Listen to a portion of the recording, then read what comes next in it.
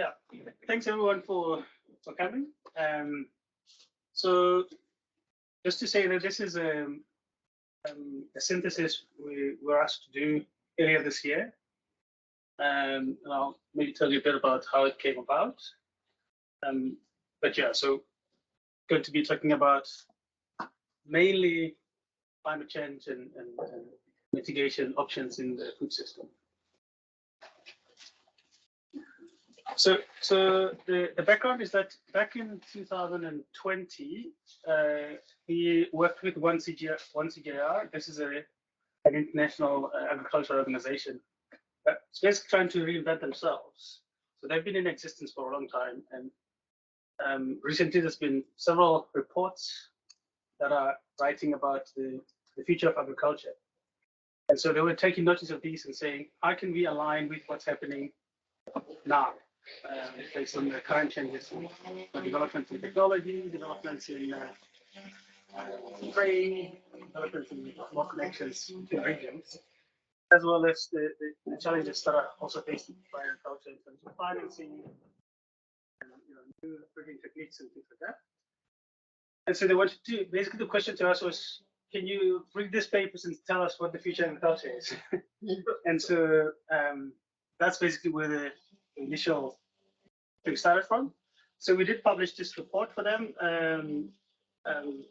which was basically talking about the implications for climate and environment. They had, so this was one of 5 reports. One was talking about implications for equity and poverty, and a few others that were more synthesis from the editorial board. And so as part of this process, somebody else in the advisory board was launching a journal, and they said, could we write this into, and we basically published it into this brand new paper called Q Journal, which we basically forgot about. And then for some reason, there was this special issue in that Science was doing, and they must have picked up that paper somewhere. And the special issue was really around the latest science in climate, so the latest research in climate science. And then they had maybe an afterthought to say, maybe we should do something about food systems.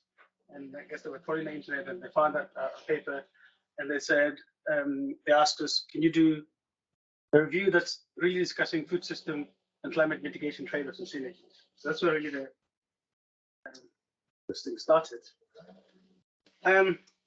So our starting point was food system.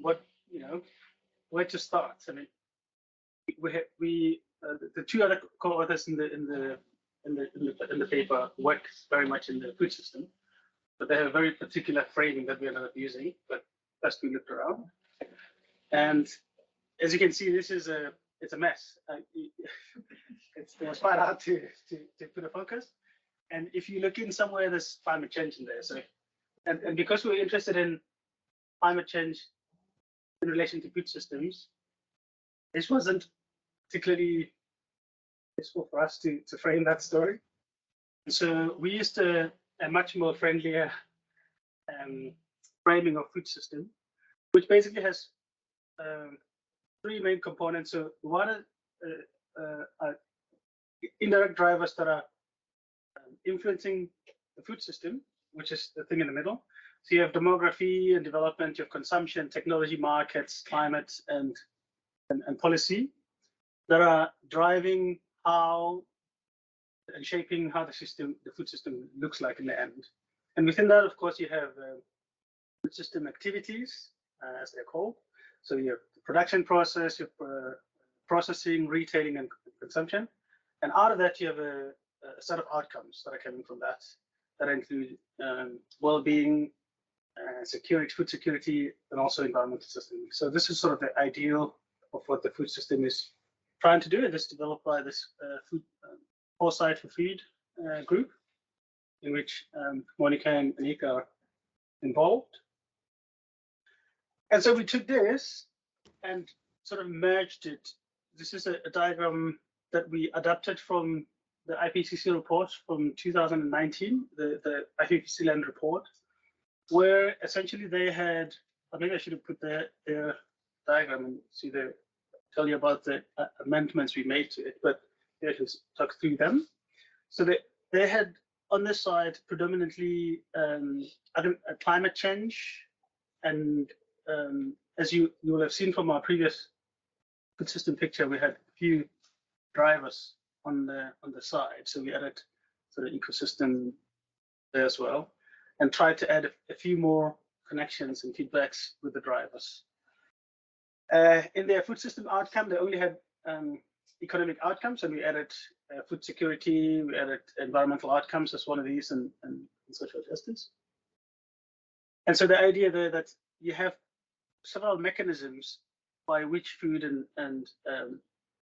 food systems and climate relate. So you have emissions that are coming from each of the different food activities. So from production, you get emissions that are coming from there. You have ones that are coming from the processing, so the middle bit, and you have the ones that are coming from consumption. Equally, how you respond to that, you can mitigate or adapt at each of those sort of steps across the food. Okay, and of course you have a whole bunch of other feedbacks that are playing out between other issues we didn't really consider that much in this. And so another place to start was also to look at currently what is the contribution of the food system to the total greenhouse gas budget emissions. So in 2019, the food system contributed a total of 31% of the anthropogenic emissions. That's not a small contribution to the whole thing. And if you break it down, so these figures are from between 2007 and 16, I think, averaged over that period in the table. You can see that at the there's agriculture there, but this is really the production level. This is what you get. Land use is mainly basically agriculture as a driver to land use change. So where you clear land, you clear peatlands and things like that to plant agriculture, or to develop agriculture. And so here you're talking about things like wetlands, where you're essentially wetlands act as a sink for carbon. So by clearing them, you're actually releasing that CO2 into the atmosphere. And then you have things that are happening beyond the farm gate. And actually, these values are recently, the one beyond the farm gate were recently updated in this study by TBL that just came out, I think, a couple of weeks ago, where they were really taking stock of this middle bit, which is normally missing. So normally the focus when people talk about emissions from food system, they focus on the production and demand. That's sort of lacking. So this was an updated analysis that they did now.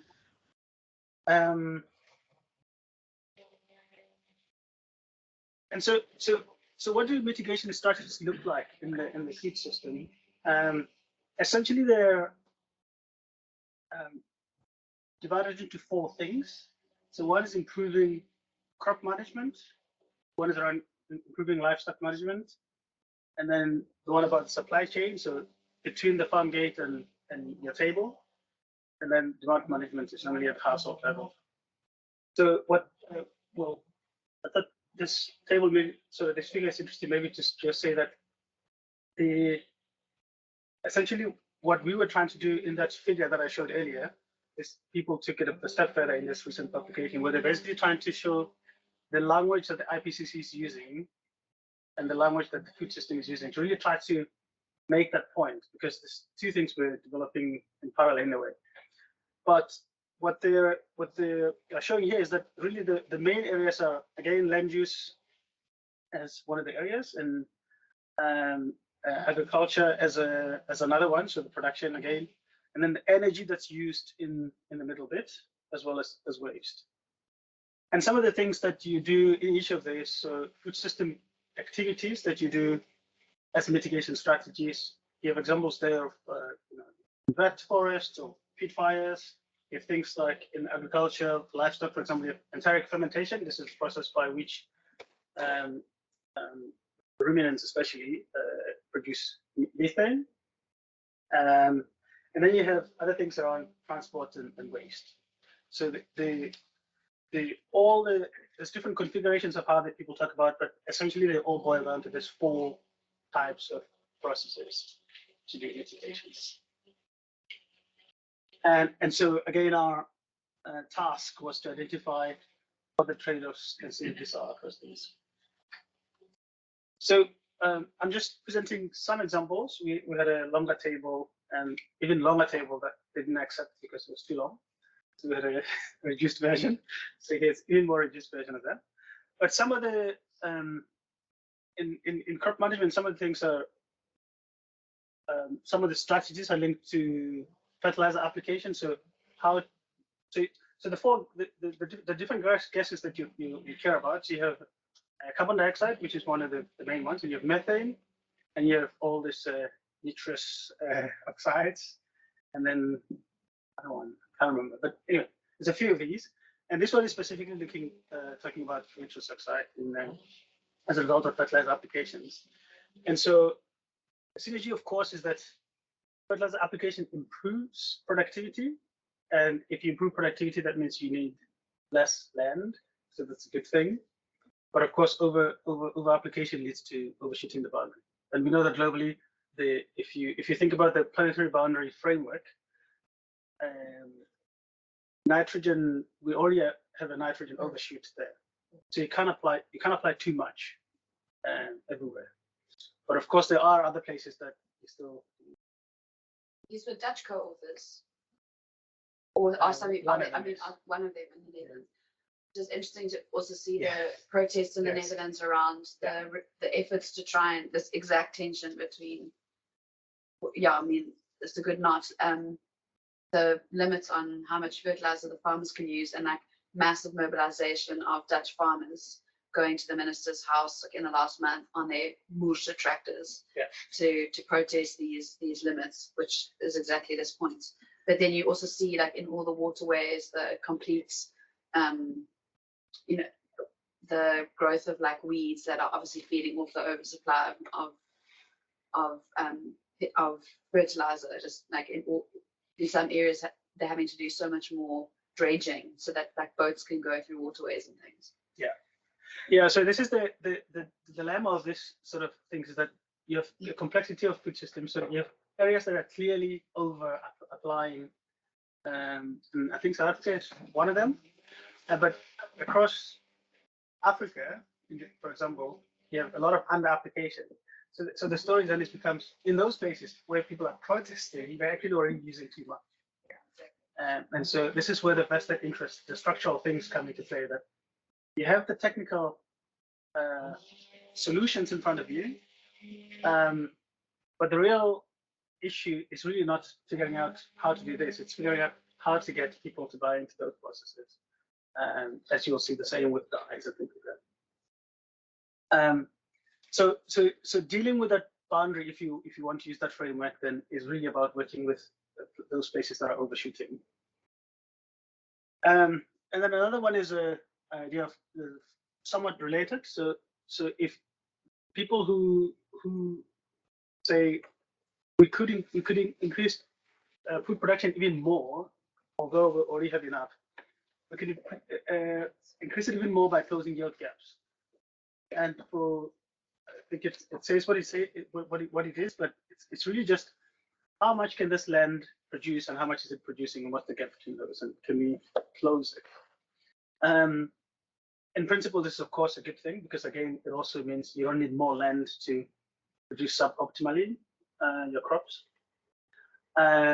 But it comes with, increasing production also comes with, you still have waste problems that you're not solving. Production is not the only thing. You require resources to produce. So not all places have water, for example, to increase production. There are also other things that are linked to this idea that might make it a bit difficult to get to. And of course, there's agroforestry, which is very clearly beneficial to adopt. Sort of beneficial as a strategy, but lessons from, let's say, other practices like conservation agriculture, no-till agriculture, that have been as part of strategies for much longer time, have had a hard time being adopted. And people have written a lot about whether this is extension services that are lacking. So something else needs to be. You're essentially asking people change how you farm now, which the benefits are very clear, but for them individually, it's difficult. So how are you incentivizing that? Are there things you're putting in place to actually make this transition happen? It doesn't happen by itself. Essentially, that's the message here. And we know this too well, both in terms of our daily practices ourselves, that knowing things is not enough for us to change them. In terms of livestock management, so the biggest, if you look at if you had a pie chart of emissions from agriculture in front of you, livestock would be the biggest contributor. And the big thing about that is methane from this fermentation process. And the issue being that the two things you want to improve is type of feed you're giving animals. This is again talking about agriculture that's more livestock management that's more intensified rather than what we have. And you want to improve digestion, because that's what results in the farts that end up within the. So obviously this is if you solve this, you solve a big part of the problem. But what we are now seeing is that as part of the feed, the new feed that is used so far is there's a lot of reliance on antibiotics that's creating antibiotic resistance. So this is a sort of like a consequence that you wouldn't associate with our process. But now we have globally, there's some really interesting maps that people are producing now that are showing sort of resistance to antibiotics moving across the planet almost. It's quite incredible to see. And that's not trade oof, it should be trade off.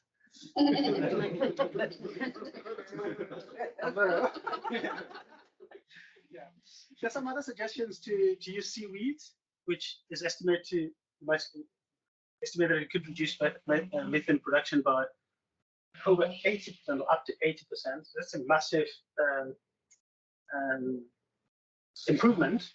I don't know the technology very well, so I can't speak too much about it. But obviously, with everything, over harvesting would have impacts for marine system. This is as far as I could find. This is as far as we could find. This is a relatively new proposal, so there's not a lot written about that in the consequence. In terms of demand, this is always a tricky one because essentially what it comes down to, there's been almost like a proliferation over the last few years of studies that are writing about dietary shifts. And you can make really good arguments about dietary shifts that are, for a country like South Africa, our diet trajectory is not good, let's say. So we are using more processed foods, we're using more sugary foods, more fatty foods, and not the good fats that we want. So in that sense, we can make an argument for changing diet purely from a health perspective, without even considering climate. But of course, climate is even a bigger motivation or additional motivation to that. And one of the key issues is to reduce consumption of beef and lamb, which are again the ones that are contributing to fermentation. There's a lot of issues that people have written about this, and these are mainly related to that diets, as they are currently proposed, are not affordable for most people. And of course, this can be solved by countries like South Africa having our own diet recommendations. And there is a document that was published, I think, first in 2001 and updated recently. 2013 was last updated, which has some guidelines for our national, what we should be eating. it's not great. I think it's more focused on how to get the minimum stuff, and it's not really ambitious in a way. So you can't use it as a forward-looking thing, but it provides some guidelines about what sort of things you should make up part of your plate. And so if you have diets that are context suitable, that people can accept, but they're also reducing excess where you need to, then that works. There's always some caveats, like for us here in South Africa, in Southern Africa in general, the land we have is so the way we produce our meat is actually not as bad as it is elsewhere. So the suitability of crop to livestock is in favor of livestock, because also it's a drier place where you can't grow more crops and things like that. So lots of argument being made about that we can't give up our meat, and that comes with a lot of other issues. I'm not going to put my judgment in that. And of course, there's an issue around reducing waste, and I think this one is a clear. You can only think about positive. I don't think there's any downside to reducing waste. Yeah. So essentially, this is what they asked us to do, and this is what we did for them. And because in that other paper that I showed before, we were also starting to get at the structural issues. So what else is happening in the food system? Again, things I talked about, that it's not really a technical problem, but it's also a problem of how to manage competing interests, some vested interests around what kind of agriculture should be in place and not.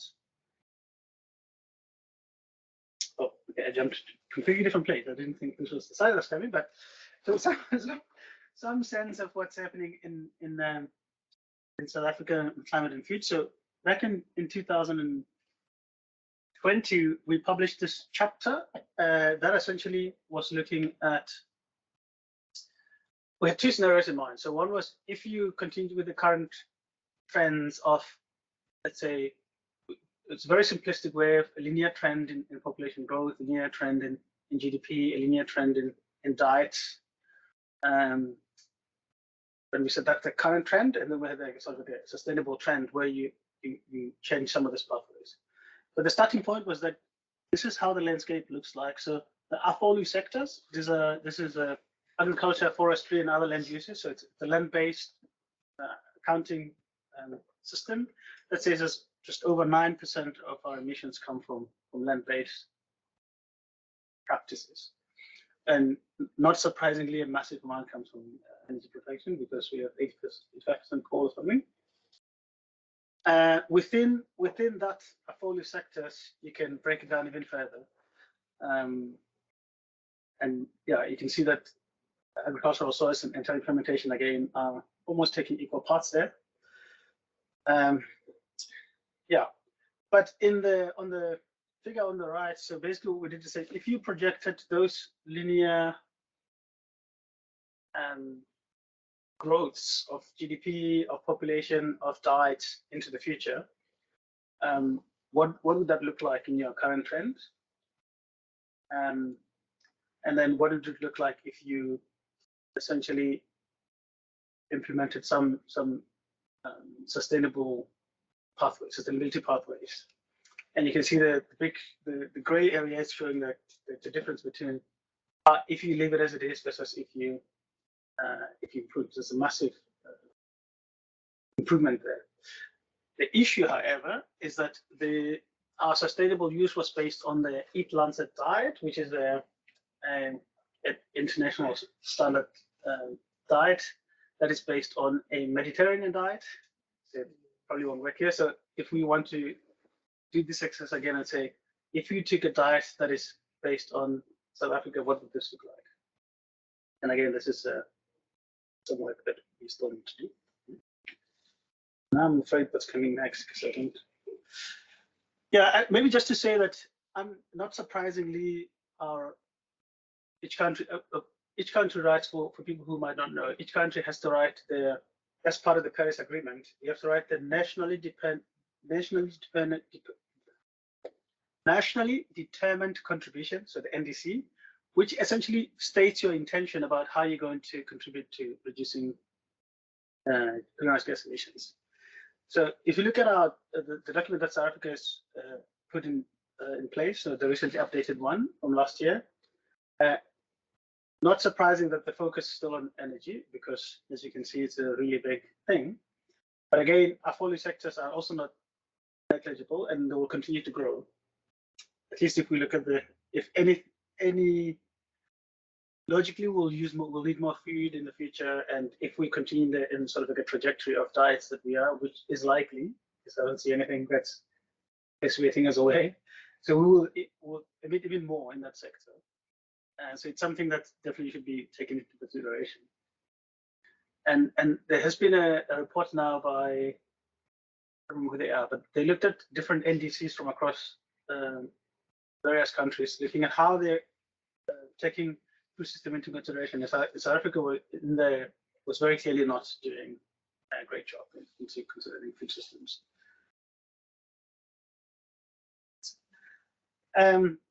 And so this is not really something from the paper specifically, but there's some of the things that were incomplete slide, but some of the issues that are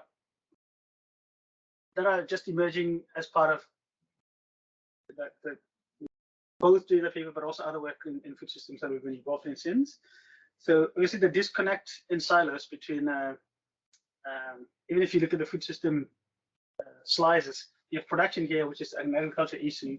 You have a demand here, which is completely disconnected in terms of policies and things. But that demand is what's driving production in most cases. If we're eating more meat, there will be more meat produced. And there's also this view, I guess it follows from there, that's narrow idea of food system as just production, which misses, again, a whole bunch of other issues.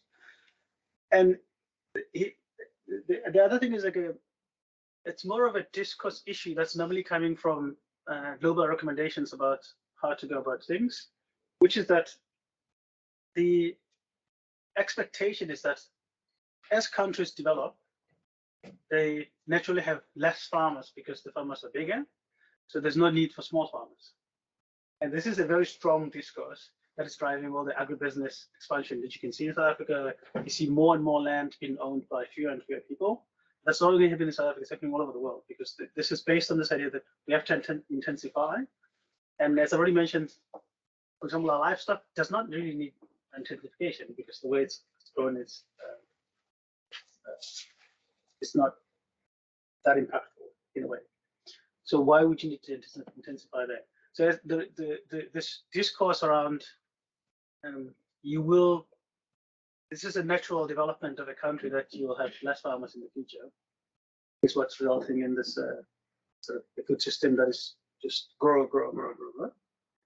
And on the other side, you also have this argument around where there's a really interesting study that looked at the overdependence of countries on each other for trade for food.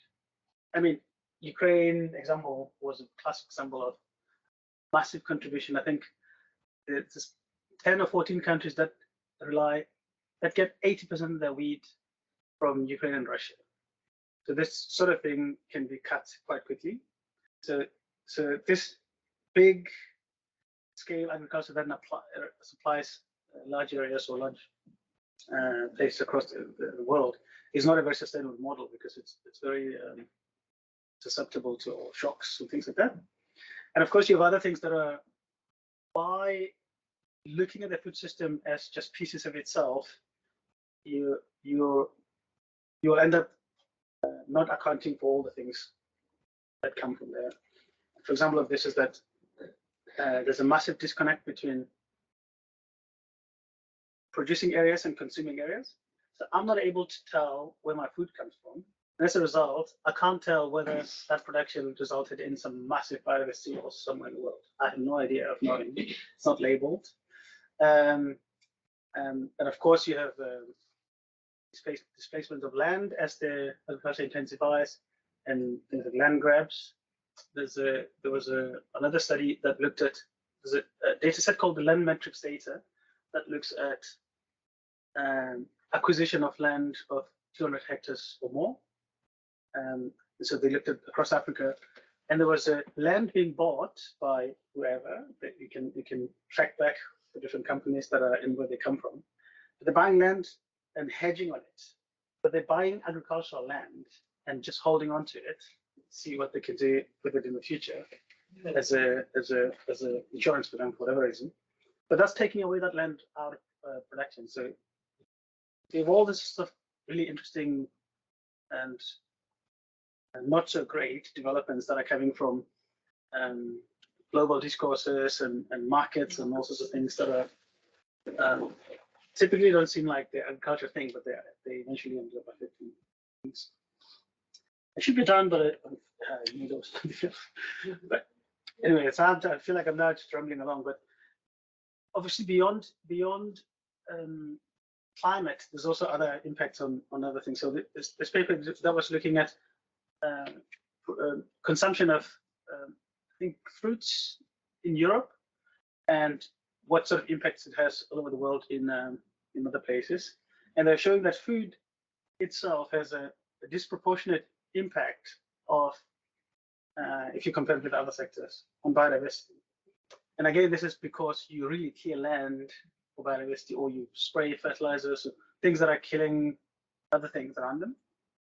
I truly hope this is the last slide because you can clear. Yeah, great. Thank you, everybody.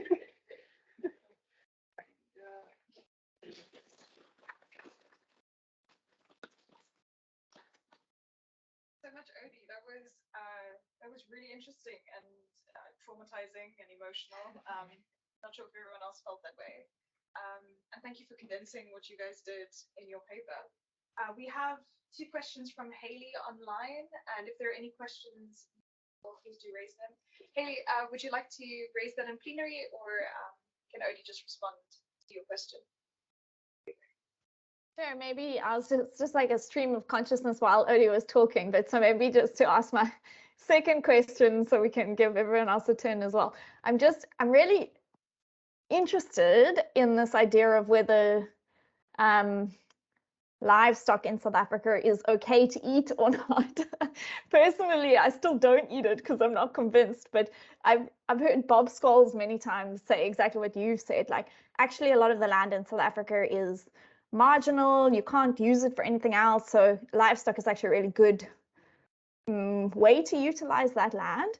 But that said, my understanding is that like 90% of the beef that you get in shops in South Africa comes out of a couple of companies' feedlots.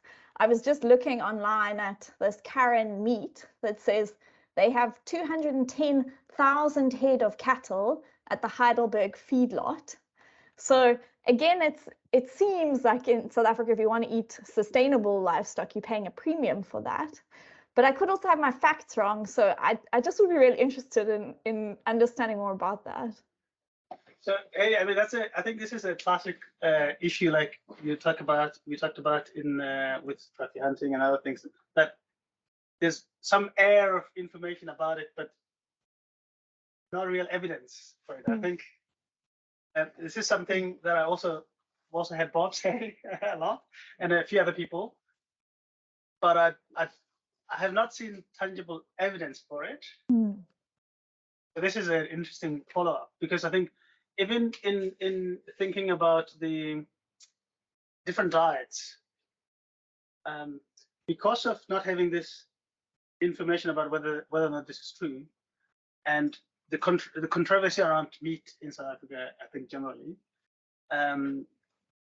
formulating a different diet, it's difficult if you don't bring stakeholders together. Actually, it's almost like a participatory process where you bring different viewpoints in the room and say what would be a sustainable diet in South Africa, and what are the different arguments for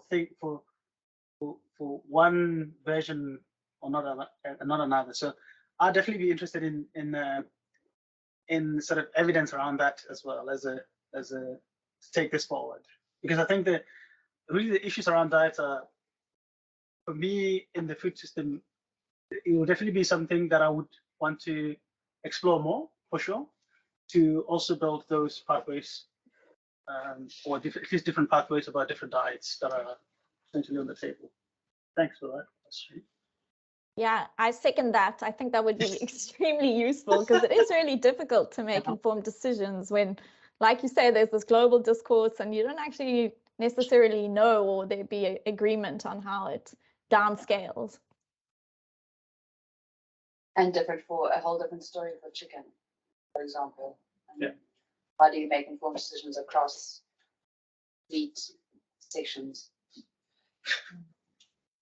And I mean, it goes with that affordability argument as well, that to truly find things that are traceable, there's a premium, because everything else is not labeled. And people who go out of the way to label, then they put a premium on it. It's kind of related. Do you know of any like accounting methods that are going to be put in place to kind of track like the inputs of, you know, various products into the food that you're eating? Because there was another case in Brazil, I think it was, where there were cases of illegal deforestation for, I think it was beef farming. And then that beef was actually being used in Europe and eaten in Europe. And then people found that out later. But is there like, do you know of any like accounting methods that are going to be put in place so that you can actually track where your food comes from? So, I mean, this is a long ongoing argument around certification and things. And I was actually reading the what is the South African Meat Association, blah, blah, blah, the other day, where they just, the only way they're talking about certification in that sense, they say the sort of the non-meat meat options that are in the stores should not label themselves as meat. So that's all they care about. Mm-hmm. They're like, this is, you're misleading people. They think they're eating meat and they're not. Yeah. But they don't say anything about whether they should talk about traceability in their case. But I know that not in South Africa, but there is a really fantastic website called Trace, which basically they've trialed this for Brazil, and because I think the concern there was that soy production that is used to feed cattle elsewhere, especially in China mainly, is completely destroying the Amazon.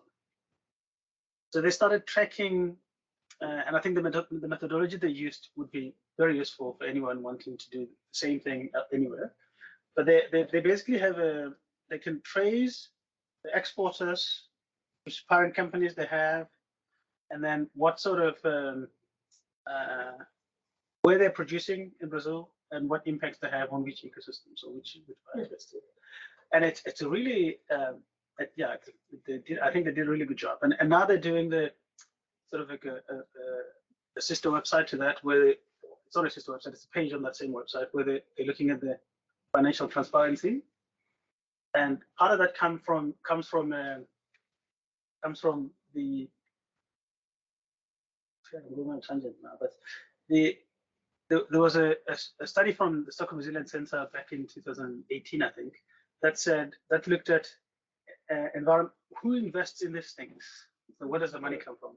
And it's the answer came from the Panama Papers. That all that money that's sitting somewhere tax-free in the came out and gets invested in those kinds of places. So I think that there's a real effort to for transparency, both in the financial systems, because that's what enables this kinds of investments, but also in terms of who owns the stuff and where do they own it. But it's a messy world. Luckily, people are starting to work on it now, and I think the methods coming out of there would be useful for us to start exploring also here, because at the moment they're basically just focusing on Brazil. What do you think of carbon credits? What do I think of them? Sure. I'm not sure I have a useful opinion on them, but the only problem with that I can say I have is it's similar to, maybe I'll give you an example of something here in South Africa. So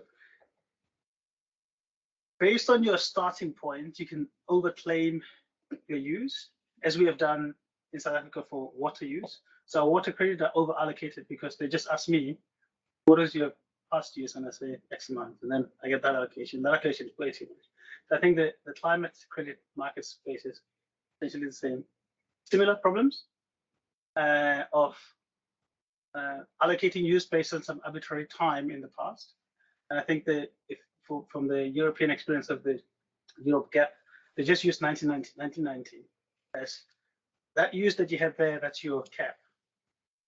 And the problem with that is that it's based on, if you use them too much, then, you know, so I don't think in principle, I don't think it's bad, but I think how you do it is probably going to determine whether it's a useful thing or not. It's Vera or something that they've released like methodologies on soil, organic, carbon, something like that. So yeah, it's just an interesting read.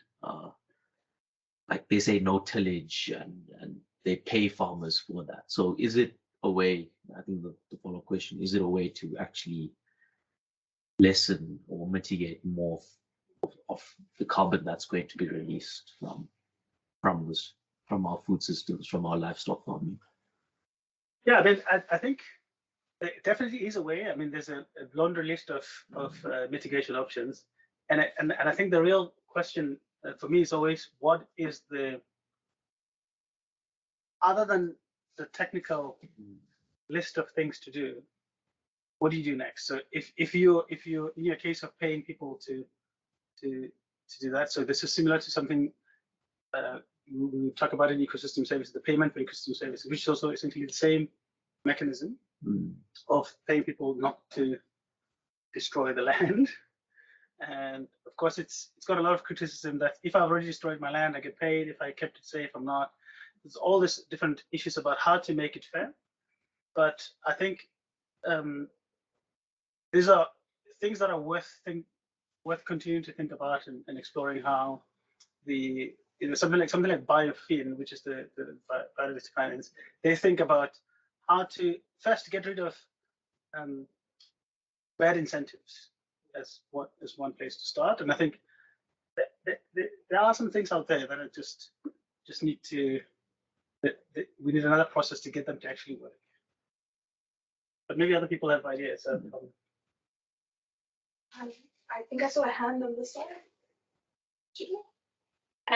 Yes, so I was thinking about like the current existing global inequalities in the food system and how those might kind of change in climate change kind of things.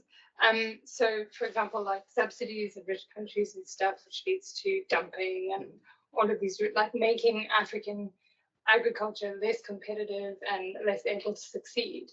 And then Africa is predicted to have extremely bad climate change impacts, so they're going to become even less competitive. And so are there like kind of attempts to recognize that this is an already skewed kind of food system? These poor countries are going to be impacted anyway by climate change much more severely, and then there's these existing inequalities. Like, yeah, so I was thinking the other day that, so let's say agriculture in rich countries is subsidized and agriculture in poor countries is taxed, and of course that's a result of the World Trade Organization treaties of the 1990s, like before it was called WATT or something like that. But anyway, out of that there was a massive shift where subsidies were seen as bad in some countries, but not in others. And so now we're stuck with agriculture that's not helped in most cases, and it's helped elsewhere. And it results in what you're saying, that then those people become much more competitive. I'm not sure how maybe other people have. It's not assuming that these African countries want to stay in the primary sector, but there's actually a shift in many African countries with structural change to move out of the primary sector.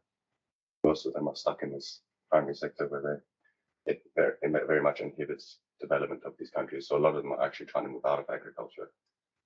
So I don't know if that's as important, not being able to stay in the sector. Although you can make an argument that if you look at Sri Lanka now, they have this massive riots because the economy is almost entirely dependent on imports. But in some ways,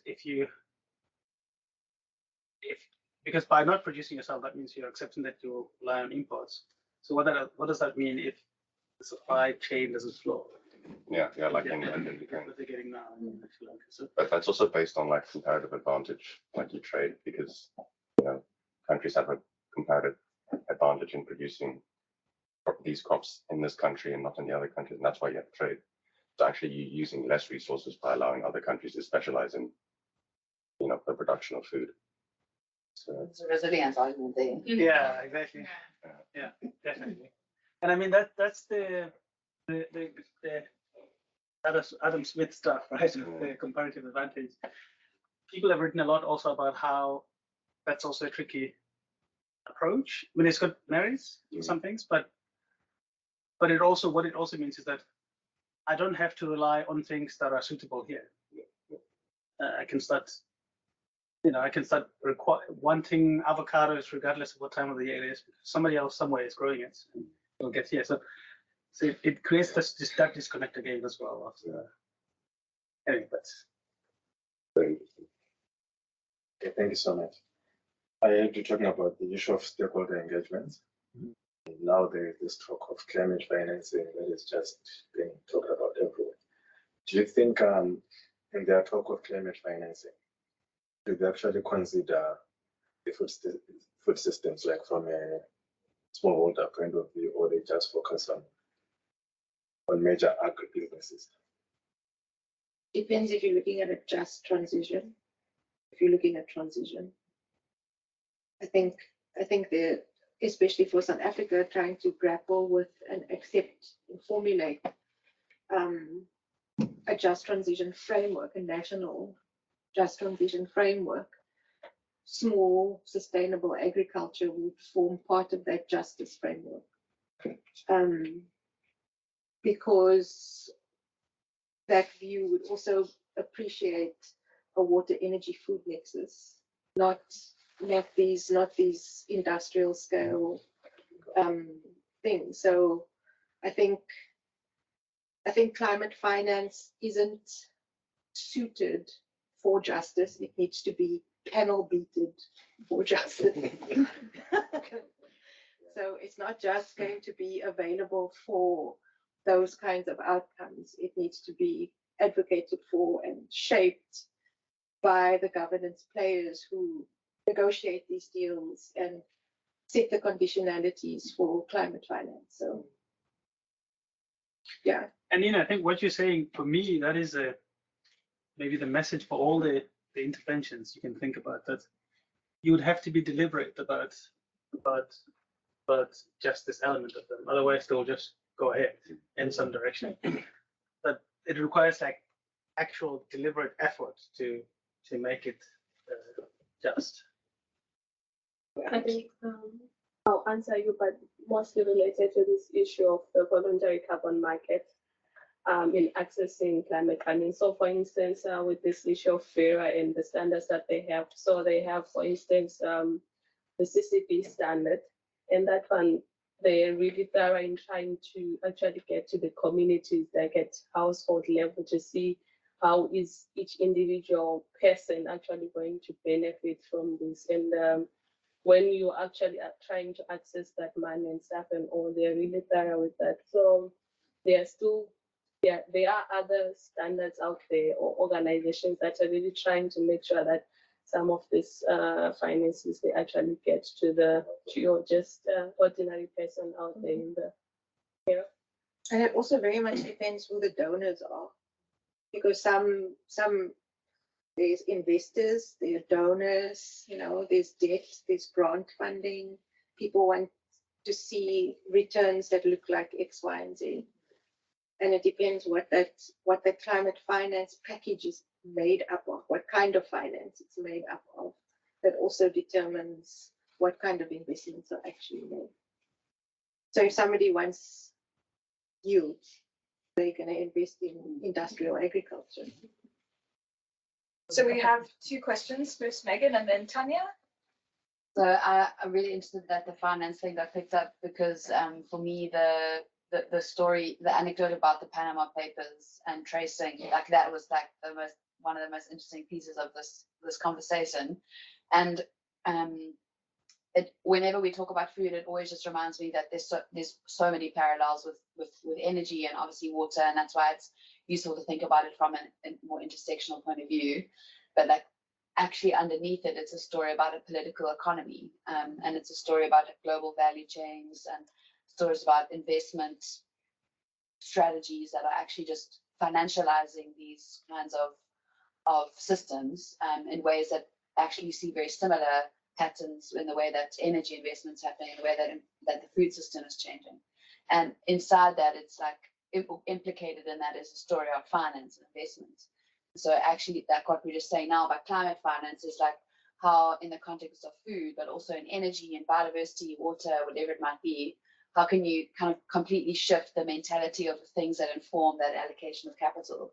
So I mean, I wonder, that the one question is, how do you have conversations about, because you never think about food and finance, you know, like I think it's easy to, for me, it's easy to get to food and energy investments and finance, but actually food and finance is fascinating. And like, there are people, you know, if you think about Mark getting into this work around commodity trading, if you think about commodity trading and food and what that's meaning for the price of soy and, you know, all sorts of stuff.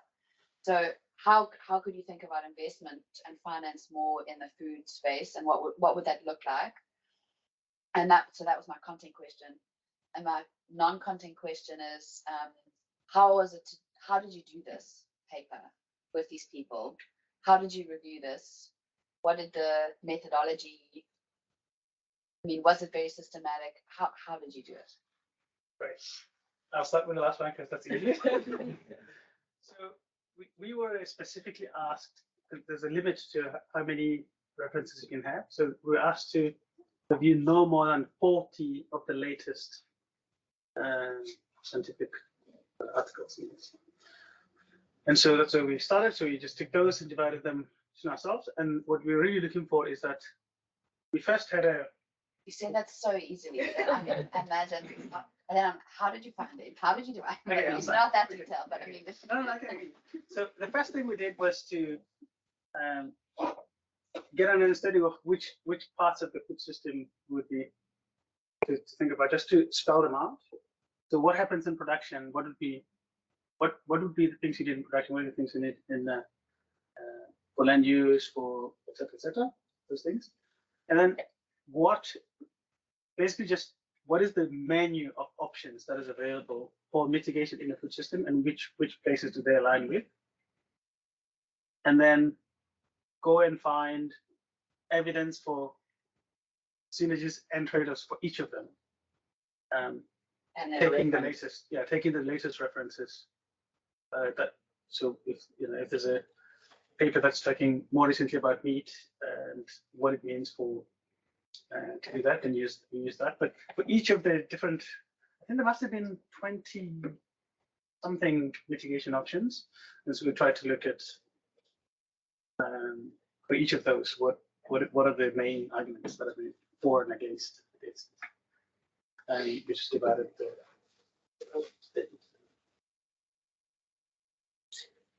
Tanya?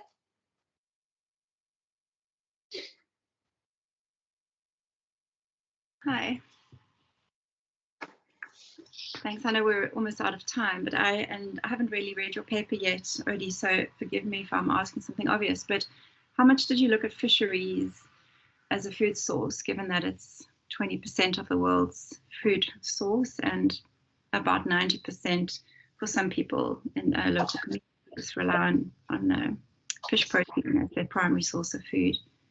There's lots of things to talk about all the questions that have come up around all sorts of issues that you've spoken about, but I just wanted to first check in if you did look at ocean at all, or was it just land? Yeah, thanks. Really good question. So we look at fisheries in two ways. One with marine fisheries, and the other one aquaculture. Maybe the trouble we came across was that there wasn't much written about climate change mitigation in that space, which is our lens into whatever particular mode of food production or harvesting was there. So the most we found was energy use in aquaculture production. Not a lot. Yeah, I was surprised not to find much about mitigation options in the sea. Yes. And I'd be curious to hear from you if there are things that we maybe missed. Yes. Well, I think aquaculture in terms of seaweeds probably one of the shifts that need to happen for local communities that are being impacted by the 90% overfished fish stocks. A shift towards eating seaweed and harvesting and growing seaweed would probably be one of the issues that could be looked at. But I think there are very many interesting things that one could look at more deeply, maybe to do if you did an ancillary study on a more ocean focused and actually really went into looking at things like traceability. There's some very fascinating work that's been done in the ocean space around traceability of food systems, and actually it's much easier to really trace the fish that's on your plate. If you buy sustainably and ethically, you can actually see which fisherman actually caught your fish and at which site he was at if you have one of the ablobi fish. And then there are also there's lots to talk about in terms of subsidies. There was this recent agreement now to stop unsustainable subsidies for fisheries, which is fantastic news. It's not far enough, but it's a start at least. But I think in terms of food security and vulnerability, we really need to be looking at how climate is impacting, especially in Africa, on the Western Indian Ocean, local communities there. There's a massive food security issue brewing in Madagascar and the Madagascar Channel. So I think we need to do more research on what the options are for those people. The sea level rise is happening. People are moving to the coast because of drought. Fisheries are declining rapidly because of ocean warming and acidification, and populations rising. So this confluence of factors in an incredibly vulnerable community of about 30 million people is looking like a massive food crisis is going to be happening in the next 10 years. And no one's really talking about it or doing very much research on it other than Mike Roberts. So that's, I think, an area that we really need to be shifting our focus and looking at the sea as alternative sources of food and the ways in which local communities are impacted, and also around ownership and justice, because the 10 biggest fishing companies in the world own about 90% of the fish that are caught in the world, and those are probably from about 4 countries.